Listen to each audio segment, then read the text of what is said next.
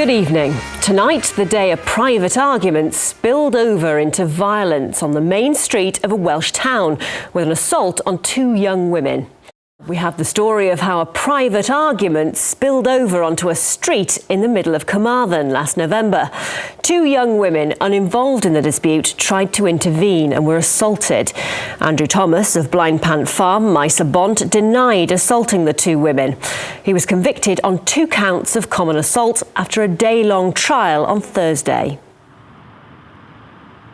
It was a peaceful Monday lunchtime at the taxi rank in Lammas Street in the middle of Carmarthen.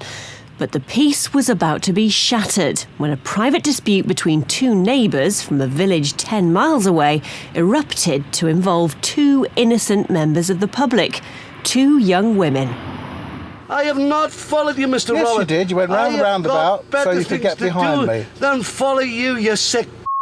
Oh, that's nice. I have got better. Andrew Thomas was accused of the common assault of these 2 women, who said they tried to calm him during his tirade. The magistrates were told they were relatively minor assaults, but if the dispute affected members of the public, Thomas should be convicted. He was arrested in January and charged in April. He appeared in court in Carmarthen. I've warned you in the past and asked you not to video me in a public place. I've asked you not to video me in a public place. I have asked you not to video me in a public place. Andrew Thomas and his wife Karen are in dispute with their next-door neighbours. Get that out of my face. I'll report you for that. Get that out of my face. These are the neighbours, Eddie Roberts and Tricia Breckman. The dispute's gone on for the past 4 years.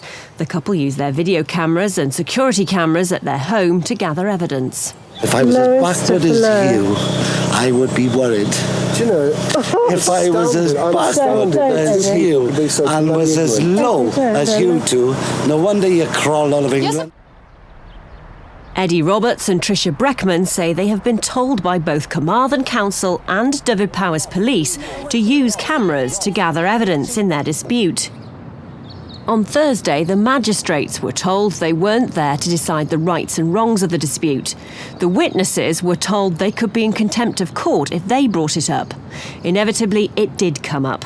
The defence denied assault, but claimed Thomas lost his temper at the taxi rank because he was being filmed. Eddie Roberts is a taxi driver. He told the court he'd dropped off a fare at Glangwili Hospital just outside Carmarthen when he saw his neighbours driving by. I was leaving Glangwili Hospital, about to leave Glangwili Hospital, at the exit to the main road, when I noticed a gold vehicle coming from my right with Karen Thomas leaning out of the passenger window, giving me V signs and shouting some sort of abuse. He said in court he pulled out behind them, assuming they would carry on ahead of him. But then they came to a roundabout. They signalled left to go off to Carmarthen, but instead of doing that, they then changed their mind, went round the roundabout and got themselves tucked in behind me. So they were following me on that road. The next roundabout we came to, I went around the roundabout hoping that they would continue on or go in some other direction, but they didn't. They followed me around the roundabout and followed me all the way down through the town, tailgating me all the way through to Lammas Street. Both Karen and Andrew Thomas denied this. They said they'd been on a business trip and didn't even know that Eddie Roberts was in front of them in a taxi. The magistrates decided that all the parties arrived at the taxi rank in Lammas Street coincidentally at the same time. Eddie Roberts said he parked in the taxi rank and switched on his camera when his neighbours arrived. The Thomases double parked on the other side of the street. What happened next was partly filmed and became evidence. Eddie Roberts described how the incident started and how he radioed the taxi driver behind him on the rank. I called over the radio to her to please be a witness to the fact that this neighbour of mine may come over and cause me some problems. Kate, you see this man walking over here? He's my neighbour. He looks like he's going to threaten me. You be a witness. Eddie was just sat in the car on the ranks doing his job on a normal Monday afternoon. This guy starts coming up to him, swearing, shouting a load of abuse at him. I thought he was going to get out of hand. Mr. Roberts. Yes? You're in a public place. You're videoing me. Yeah, you followed me. You're a cabby driver, Mr. Roberts. You followed me. I have not followed you, Mr. Yes, Roberts. you did. You went round the roundabout so you could get behind me. Then follow you, you sick Oh, that's nice. I have got better things to do than to follow you. Have you? Yes. All right. I got better things to do than to follow you. And you've been warned about videoing me, Mr. Roberts. No. Do you know what I should do with that camera? Yeah, go on. Push it up your if I could get it. Oh, you mean like you broke the other one? Sorry? What like did you say? Like you broke the other one when you stamped one? on it, the other What camera. other one? Trisha's camera. What about Trish's camera? You stamped on it. I stamped on Trish's camera? Yeah. I'm in a public place in the middle No, of the you market. did it down and at your you've got the drive. right to video me and tell me that I jumped on Trish's camera. Yeah. You're a pervert. Don't know what you are then. You're a I'm better than you. Of course you are, yes. Who's won? Of course you are. Who's won? You haven't won anything yet. What have you won? Never mind, you What have haven't you won won? anything. What have you won? That's the important thing. What have you won? Now, why don't you move You've your nose no- away?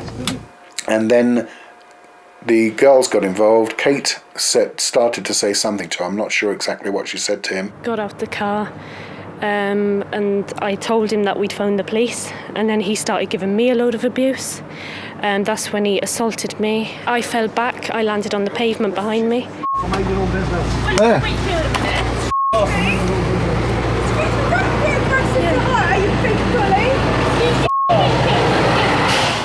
Another young woman was passing by. She'd been out for lunch with her sister and they were pushing her son in a buggy. She told the court she didn't know any of the people involved and intervened after she'd seen Katie Griffiths pushed over. This aggressive person started on her and pushed her to the floor. At that point, I came in and became involved. That's typical. Can we take your name? Because you're a witness. That's ridiculous, that is. He followed Take me. this girl's name, 'cause He just saw me swore at the roundabout and he followed me round there. I hope the police hurry up, I really do. Yeah, it's dangerous. Ask Claudia if the police are coming, Eddie. This is ridiculous.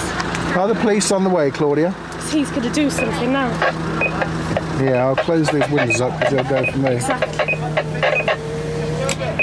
He came back and started screaming at me, telling me to mind my own business. He was so aggressive that spit was coming out of his mouth and his face was red.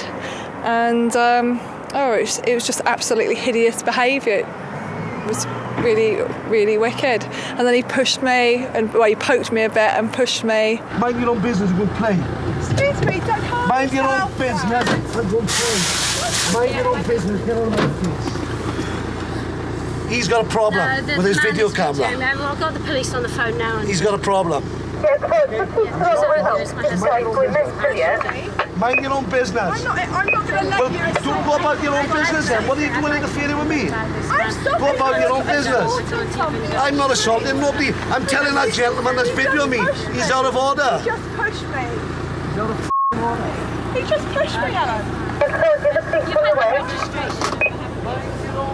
In the meantime, Karen Thomas had come over and was standing right in front of my vehicle, looking at me through the windscreen and telephoning the police, telling them they were being videoed by myself. Karen Thomas told the court she'd seen everything that happened while she telephoned the police. She was absolutely positive there'd been no contact between her husband and the two women. The magistrates decided she may have been preoccupied whilst telephoning and in fact did not see everything that happened. The defence had been due to make an application for an abusive process over claims that Eddie Roberts had edited a version of the DVD. The application was dropped the day before the trial.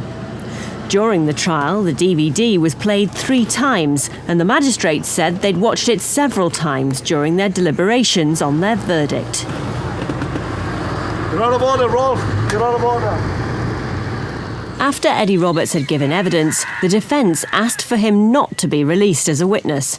They later described him as a serial complainer who had provoked the incident and suggested he and Andrew Thomas should be bound over to keep the peace. The magistrates said that when Thomas first approached Eddie Roberts in his taxi, Mr. Roberts was not conciliatory, but he wasn't bound over. They didn't believe Andrew Thomas's version of events. They found the 2 women he was charged with assaulting credible witnesses.